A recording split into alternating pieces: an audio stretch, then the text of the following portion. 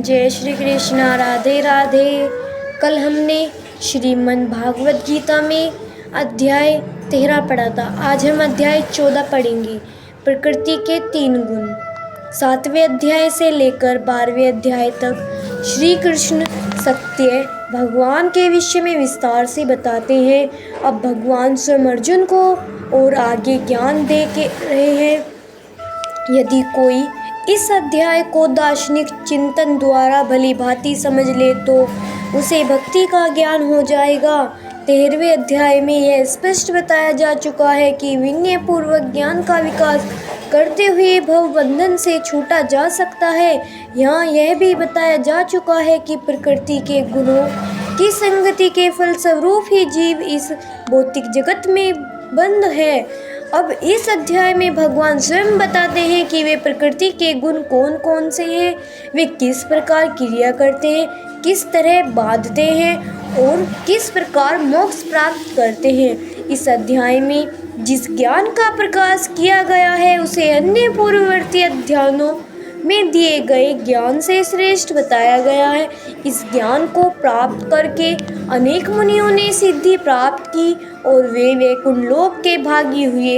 अब भगवान उसी ज्ञान को और अच्छे ढंग से बताने जा रहे हैं। यह ज्ञान अभी तक बताए गए समस्त ज्ञान योग से कहीं अधिक श्रेष्ठ है और इसे जान लेने पर अनेक लोगों की सिद्धि प्राप्त हुई है। अतः यह आशा की जाती है कि जो भी इस अध्याय को समझेगा उसे सिद्धि प्राप्त होगी।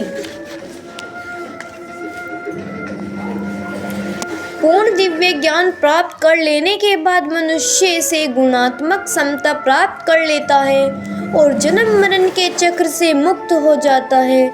लेकिन जीवात्मा के रूप में उसका वह स्वरूप समाप्त नहीं होता। वैदिक ग्रंथों से ज्ञात होता है कि जो मुक्ताएं वैकुंठ जगत में पहुंच चुकी है वे निरंतर परमेश्वर के चरण कमलों के दर्शन करती हुई उनकी दिव्य प्रेमा भक्ति में लगी रहती हैं। अतः मुक्ति के बाद भी भक्तों का अपना निजी स्वरूप नहीं समाप्त होता। इस संसार में हम जो भी ज्ञान प्राप्त करते हैं वे प्रकृति के 3 गुणों द्वारा दूषित रहता है। जो ज्ञान इन गुणों से दूषित नहीं होता वह दिव्य ज्ञान कहलाता है। जब कोई व्यक्ति इस दिव्य ज्ञान को प्राप्त होता है तो वह परम पुरुष के समक्ष पद पर पहुंच जाता है। जिन लोगों को आकाश का ज्ञान नहीं है वे मानते हैं कि भौतिक स्वरूप के क्रियाकलापों से मुक्ति होने पर यह आध्यात्मिक पहचान बिना किसी विविधा के निराकर हो जाती है। लेकिन जिस प्रकार इस संसार में विविधा है उसी प्रकार आध्यात्मिक जगत में भी है। जो लोग इससे परिचित नहीं हैं वे सोचते हैं कि आध्यात्मिक जगत इस भौतिक जगत की विविधा से उल्टा है, लेकिन वास्तव में ऐसा यह है कि आध्यात्मिक जगत आकाश में मनुष्य को आध्यात्मिक रूप प्राप्त हो जाता है। वहाँ के सारे क्रियाकलाप आध्यात्मिक होते हैं और यह आध्यात्मिक स्थिति भक्ति में जीवन कहलाती है। इस संसार की व्याख्या है जो कुछ घटित होता है वह क्षेत्र शरीर तथा आत्मा के सहयोग से होता है। प्रकृति और जीव का यह सहयोग स्वयं भगवान द्वारा संभव मनाया जाता है। मनतः तत्व की समग्र ब्रह्मांड के संपूर्ण कारण है और भौतिक कारण की समग्र वस्तु जिसमें प्रकृति के 3 गुण रहते हैं कभी कभी ब्रह्मा कहलाती है। परम पुरुष इसी समग्र वस्तु को गर्भाशय करते हैं जिससे असंख्य ब्रह्मांड संभव हो चुके हैं। वैदिक साहित्य में इस समग्र भौतिक वस्तु को ब्रह्मा कहा गया है। परम पुरुष उस ब्रह्मा को जीवों के बीजों के साथ गर्भस्थ करते हैं। पृथ्वी जल अग्नि वायु आदि 24 तत्वों भौतिक शक्ति है।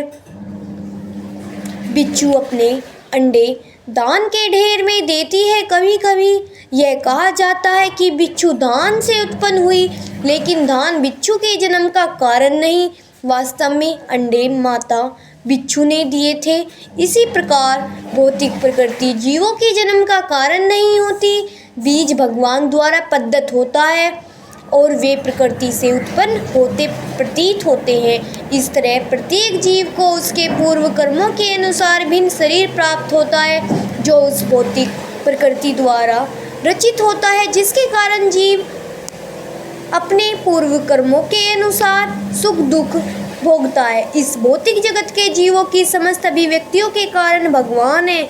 इस श्लोक में स्पष्ट बताया गया है कि भगवान श्री कृष्ण समस्त जीवों के आदि पिता हैं। सारे जीव भौतिक प्रकृति तथा आध्यात्मिक प्रकृति के संयोग हैं। ऐसे जीव केवल इस लोक में नहीं अपितु प्रत्येक लोक में, यहाँ तक कि सर्वोच्च लोक में भी जहाँ ब्रह्मा आसीन है वहाँ भी पाए जाते हैं। जीव सर्वत्र हैं, पृथ्वी जल तथा अग्नि के भीतर भी जीव हैं।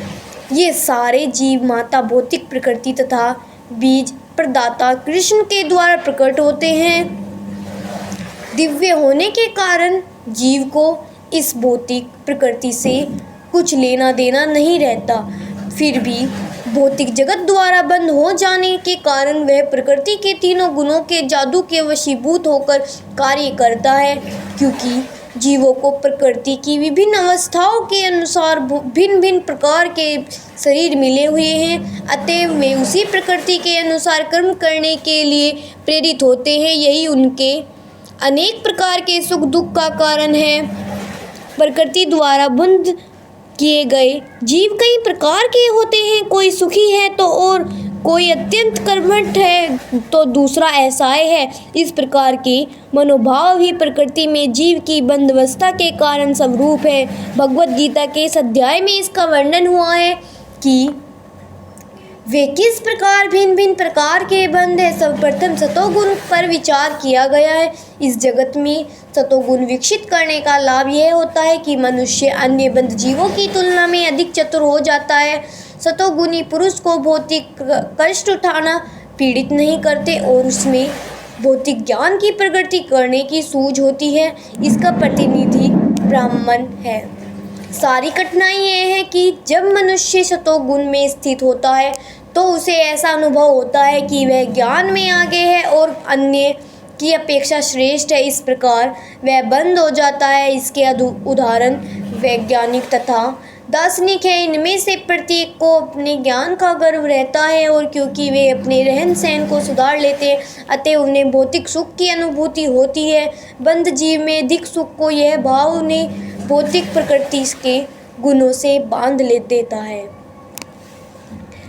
रजोगुण की विशेषता है पुरुष तथा स्त्री का पारस्परिक आकर्षण। स्त्री पुरुष के प्रति और पुरुष स्त्री के प्रति आकर्षित होता है, यह रजोगुण कहलाता है। जब इस रजोगुण में वृद्धि हो जाती है तो मनुष्य भौतिक भोग के लिए लालित होता है। वह इंद्र तत्पी चाहता है। इस इंद्रिय तत्पी के लिए वह रजोगुण मनुष्य समाज में या राष्ट्र में सम्मान चाहता है और सुंदर संतान, स्त्री तथा घर की सहित सुख परिवार चाहता है। वे सब रजोगुण के प्रतिफल हैं।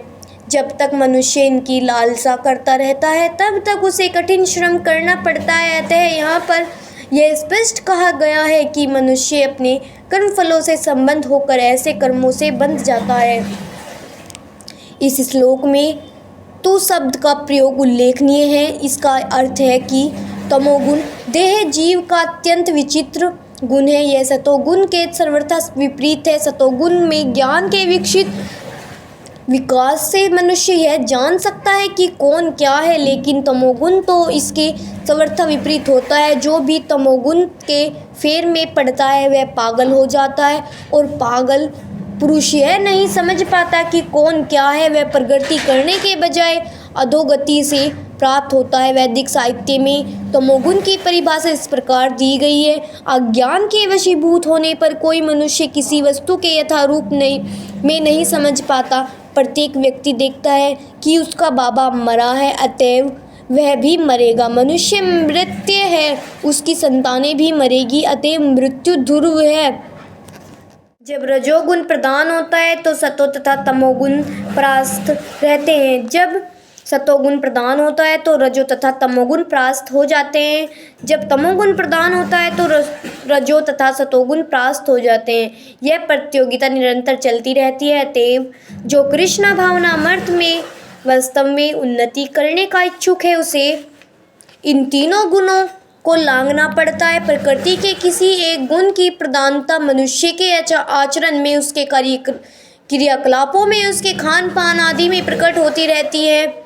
इन सब की व्याख्या अगले अध्याय में की जाएगी, लेकिन यदि कोई चाहे तो वह अभ्यास द्वारा सतोगुण विकसित कर सकता है और इस प्रकार रजोगुण या तमोगुण को परास्त कर सकता है। शरीर में 9 द्वार है, 2 आँखें हैं, 2 कान हैं, 2 नथुने, मुंह, गुदा तथा उपस्थ। जब प्रत्येक द्वार सवस्त्र के लक्षण से दीपित हो जाए तो समझना चाहिए कि उसमें सतोगुण विकसित हो चुका है। सतोगुण में सारी वस्तुएं अपनी सही स्थिति में दिखती है, सही सुनाई पड़ता है और सही ढंग से उन वस्तुओं का स्वाद मिलता है। मनुष्य का अंत है तब ब्रह्म शुद्ध हो जाता है। प्रत्येक द्वार में सुख के लक्षण उत्पन्न दिखते हैं और यही स्थिति होती है सत्व गुण की। रजोगुणी व्यक्ति कभी भी पहले से प्राप्त पद में संतुष्ट नहीं होता, वह अपना पद बढ़ाने के लिए लालायित रहता है। यदि उसे मकान बनवाना है तो वह महल बनवाने के लिए भरसक प्रयत्न करता है, मानो वह उस महल में सदा रहेगा। वह इंद्रिय तत्व के लिए आध्यात्मिक लालसा विकसित कर लेता है, उसमें इंद्रिय तत्व की कोई सीमा नहीं है। वह सदैव अपने परिवार के बीच तथा अपने घर में रहकर इंद्रिय तत्व करते रहना चाहता है, इसका कोई अंत नहीं है। इन सारे लक्षणों को रजोगुण की विशेषता माना जाता है। जहाँ प्रकाश नहीं होता वहाँ ज्ञान अनुपस्थित रहता है। तमोगुणी व्यक्ति किसी नियम में बंधकर कार्य नहीं करता, वह आकरण ही अपनी सनक के अनुसार कार्य करना चाहता है। सतोगुणी व्यक्ति ब्रह्मलोक या जनलोक सबसे उच्च लोकों को प्राप्त करता है और वहाँ देवी सुख भोगता है। इसका अर्थ है रजो तथा तमोगुण से मुक्त। भौतिक जगत में अशुद्धियाँ हैं, लेकिन सतोगुण सर्वधानिक शुद्ध है। विभिन्न जीवों के लिए विभिन्न प्रकार के लोक हैं। जो लोग सतोगुण में मरते हैं वे उन लोगों को जाते हैं जहाँ महर्षि तथा महान भक्तगण रहते हैं।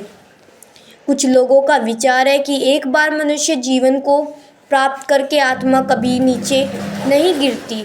यह ठीक नहीं है। इस श्लोक के अनुसार यदि कोई तमोगुणी बन जाता है तो वह मृत्यु के बाद पशु योनि को प्राप्त होता है। वहाँ से जीव को विकास प्रक्रम द्वारा पुनः मनुष्य जीवन तक आना पड़ता है। अतएव जो लोग मनुष्य जीवन के विषय में सचमुच चिंतित हैं उन्हें सतोगुणी बनना चाहिए और अच्छी संगति में रहकर गुणों को लांघकर कृष्ण भावनामृत में स्थित होना चाहिए।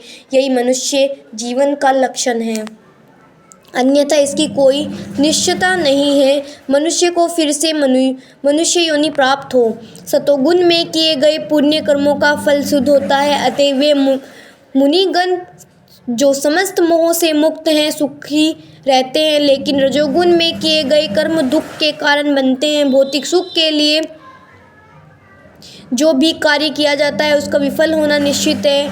यदि कोई गणन प्रसाद बनवाना चाहता है तो उसके बनने के पूर्व आध्यात्मिक अत्यधिक कष्ट उठाना पड़ता है। मालिक को धन संग्रह के लिए कष्ट उठाना पड़ता है और प्रसाद बनाने वाले श्रमियों को शारीरिक श्रम करना होता है। इस प्रकार कष्ट तो होते ही हैं।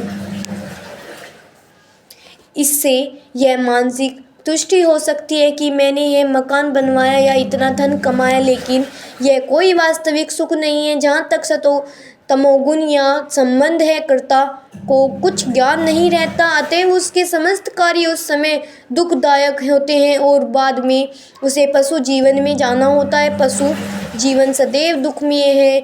यद्यपि माया के वशीभूत होकर वे इसे समझ नहीं पाते। पशुओं का वध भी तमोगुण के कारण है। पशुवधिक यह नहीं जानते कि भविष्य में इस पशु को ऐसा शरीर प्राप्त होगा जिससे वह उनका वध करेगा। यही प्रकृति का नियम है। मानव समाज में यदि कोई किसी मनुष्य का वध कर दे तो उसे प्राण दंड मिलता है। यह राज्य का नियम है। अज्ञानवश लोग यह अनुभव नहीं करते कि परमेश्वर द्वारा नियंत्रित एक पूरा राज्य है। प्रत्येक जीवित प्राणी परमेश्वर की संतान है और उन्हें एक चींटी तक का मारा जाना सहन नहीं है। इसके लिए मनुष्य को दंड भोगना चाहिए। अतएव स्वाद के लिए पशु वध में रत रहना घोर अज्ञान है। मनुष्य को पशुओं की वध आवश्यकता नहीं है, क्योंकि ईश्वर ने अनेक अच्छी वस्तुएं प्रदान कर रखी हैं। हे प्रभु, आप गायों तथा ब्राह्मणों के हितैषी हैं और आप समस्त मानव समाज तथा विश्व के हितैषी हैं। तात्पर्य यह है कि इस प्रार्थना में गायों तथा ब्राह्मणों की रक्षा का विषय उल्लेख है। ब्राह्मण आध्यात्मिक शिक्षा के प्रतीक है और गाय महत्वपूर्ण भोजन की। अतएव इन दोनों जीवों ब्राह्मणों तथा गायों को पूरी सुरक्षा प्रदान की जानी चाहिए। यही सभ्यता की वास्तविक प्रगति है। आधुनिक मानव समाज में आध्यात्मिक ज्ञान की अपेक्षा की जाती है और गोधन को प्रोत्साहित किया जाता है। इससे यही ज्ञात होता है कि मानव समाज विपरीत दिशा में जा रहा है और अपनी को पथ भ्रष्ट कर रहा है। जो सभ्यता अपने नागरिकों को अगले जन्म में पशु बनाने के लिए मार्गदर्शन करती है, तो वह निश्चित रूप से मानव सभ्यता नहीं है।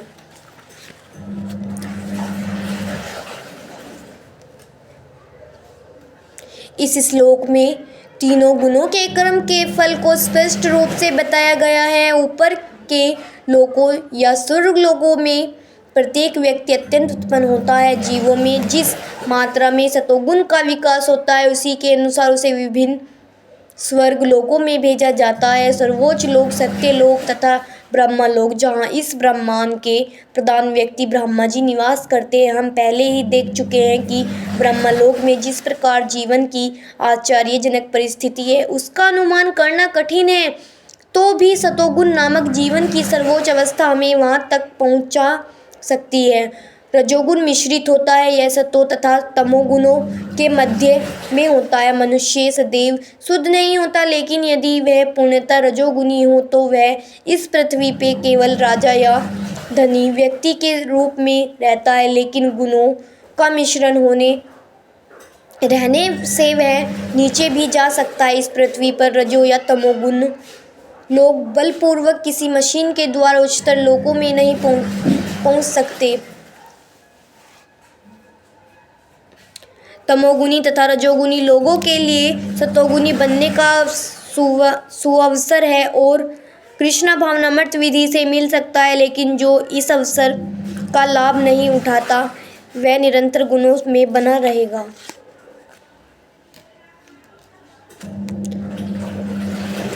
समुचित महापुरुषों से केवल समझकर तथा समुचित ढंग से सीखकर मनुष्य प्रकृति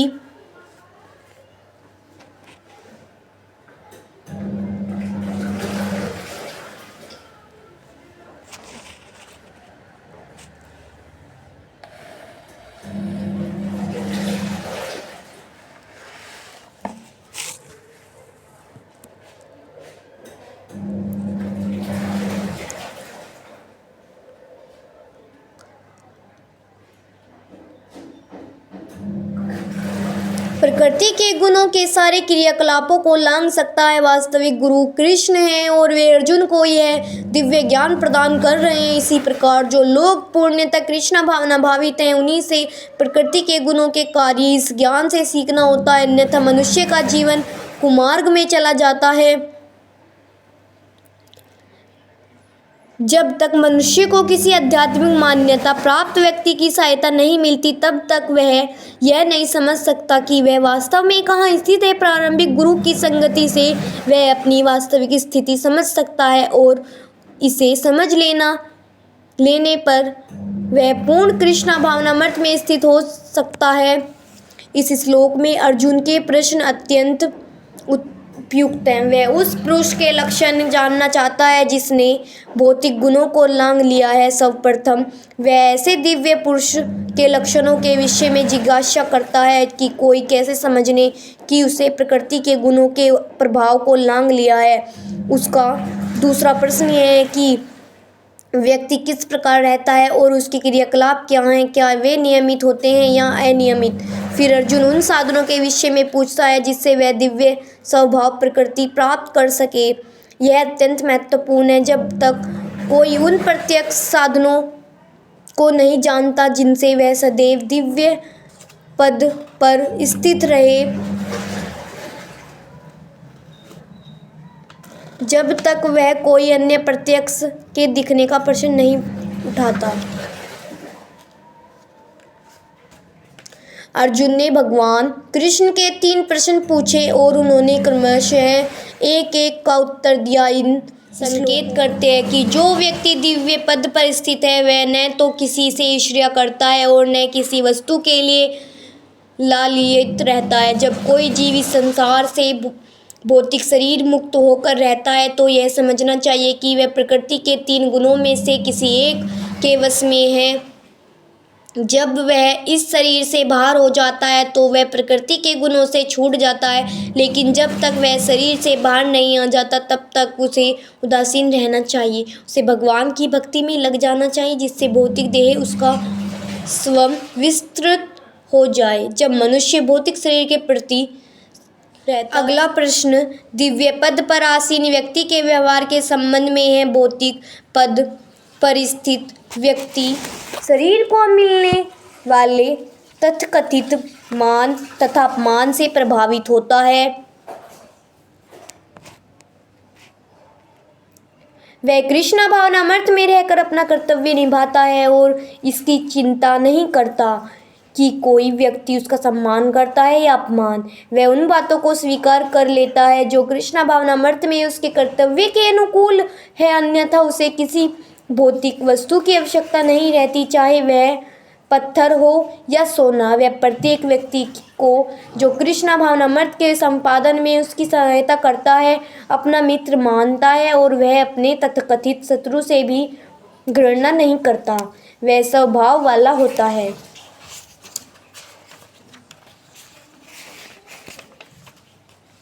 ब्रह्मा का स्वरूप है अमरता, अविश्वसनीयता, श्रान्तता तथा सुख। ब्रह्मा तो दिव्य साक्षात्कार का शुभारंभ है। परमात्मा इस दिव्य साक्षात्कार की मध्य या द्वितीय अवस्था है और भगवान परम सत्य के चरम साक्षात्कार है। अतएव परमात्मा तथा निराकार ब्रह्मा दोनों ही परम पुरुष के भीतर रहते हैं। 7वें अध्याय में बताया जा चुका है कि प्रकृति परमेश्वर की अपराशक्ति भी अभिव्यक्ति है। भगवान इस अपरा प्रकृति में परा प्रकृति को गर्भस्थ करते हैं और भौतिक प्रकृति के लिए यह आध्यात्मिक स्पर्श है। जब इस प्रकृति द्वारा बंध जीव आध्यात्मिक ज्ञान का अनुशीलन करना प्रारंभ करता है तो वह इस भौतिक जगत के पद से ऊपर उठने लगता है, परमेश्वर के ब्रह्म बोध तक उठ जाता है। ब्रह्मा बोध की प्राप्ति आत्म साक्षात्कार की दिशा में प्रथम अवस्था है। इस अवस्था में ब्रह्मभूत व्यक्ति भौतिक पद को पार कर जाता है, लेकिन वह ब्रह्म साक्षात्कार में पूर्णता प्राप्त नहीं कर पाता। यदि वह चाहे तो इस ब्रह्म पद पर बना रहता है और धीरे धीरे परमात्मा के साक्षात्कार को और फिर भगवान के साक्षात्कार को प्राप्त हो सकता है। वैदिक साहित्य में इसके उदाहरण भरे पड़े हैं। चारों कुमार पहले निराकार ब्रह्मा में स्थित थे, लेकिन वे भक्ति पद तक उठ गए। जो व्यक्ति निराकार ब्रह्म पद से ऊपर नहीं उठ पाता उसके नीचे गिरने का डर बना रहता है। श्रीमद् भागवत गीता में कहा गया है कि भले ही कोई निराकार ब्रह्म की अवस्था को प्राप्त कर ले, किंतु इसे ऊपर उठे बिना तथा परम पुरुष के विषय में सूचना प्राप्त किए बिना उसकी बुद्धि विमल नहीं हो पाती, तो नीचे गिरने का भय बना रहता है। वैदिक भाषा में यह भी कहा गया है, रस के आगार भगवान श्री कृष्ण को जान लेने पर मनुष्य वास्तव में दिव्य आनंदमय हो जाता है। परमेश्वर छहों ईश्वरियों से पूर्ण है और जब भक्त निकट पहुंचता है तो इन 6 ईश्वरियों का आदान प्रदान करता है। राजा का सेवक लगभग राजा ही समान पद का भोग करता है। इस प्रकार से सुख अविनाशी सुख तथा साक्षात जीवन भक्ति के साथ साथ चलते हैं। अतएव भक्ति में ब्रह्म साक्षात्कार तथा साक्षात्कारता या अमरता सम्मिलित रहते हैं। जीव यद्यपि स्वभाव से ब्रह्मा होता है, लेकिन उससे भौतिक जगत पर प्रभुत्व जताने की इच्छा रहती है, जिसके कारण वह नीचे गिरता है। अपनी स्वाभाविक स्थिति में जीव तीनों गुणों से परे होता है, लेकिन प्रकृति के संघर्ष से वह अपने को तीनों गुणों रजो सतो तमोगुण में बांध लेता है। यही तीनों गुणों के संघर्ष के कारण उसमें भौतिक जगत में प्रभुत्व जताने की इच्छा होती है। पूर्ण कृष्ण भावनामृत से भक्ति में प्रवृत्त होने पर वह तुरंत दिव्य पद को प्राप्त होता है और उसमें प्रकृति को वश करने की जो अवैध इच्छा है वह दूर हो जाती है। अतएव भक्तों की संगति करके भक्ति के 9 विधियों श्रवण, कीर्तन, स्मरण आदि का अभ्यास करना चाहिए। धीरे धीरे ऐसी संगति से तथा गुरु के प्रभाव से आदि का अभ्यास होना चाहिए। धीरे धीरे ऐसी संगति से तथा गुरु के प्रभाव से मनुष्य की प्रभुत्व जताने वाली इच्छा समाप्त हो जाएगी और वह प्रेमा भक्ति में दृढ़ता पूर्वक स्थित हो सकेगा। इस विधि में संतुष्टि इस अध्याय के 22वें श्लोक में लेकर इस अंतिम श्लोक तक की गई है। भगवान की भक्ति अतीव सरल है। मनुष्य को चाहिए कि भगवान की सेवा में लगे, श्री विग्रह को अपवित्र भोजन का उत्कृष्ट खाए, भगवान के चरण कमलों पर चढ़ाए गए पुष्पों की सुगंध सूंघे, भगवान के लीला स्थलों का दर्शन करे, भगवान की विभिन्न क्रियाकलापों और उनके भक्तों के साथ प्रेम विनय के बारे में पढ़े। सदा हरे कृष्णा कृष्णा कृष्णा हरे हरे, हरे राम राम हरे हरे इस महामंत्र की दिव्य ध्वनि का कीर्तन करे और भगवान तथा उनके भक्त को अप्रभाव तथा तिरोधानों को मानने वाले दिनों में उपवास करे। ऐसा करने से मनुष्य समस्त भौतिक गतिविधियों से विरक्त हो जाएगा। इस प्रकार जो व्यक्ति अपने को ब्रह्म ज्योति या ब्रह्म बोध के विभिन्न प्रकारों में स्थिर कर सकता है, वह गुणात्मक रूप में भगवान के तुल्य है। इस प्रकार श्रीमद् भागवत गीता के 14वें अध्याय प्रकृति के 3 गुण का भक्ति वेदांत तात्पर्य पूर्ण हुआ। राधे, जय श्री कृष्णा, राधे राधे।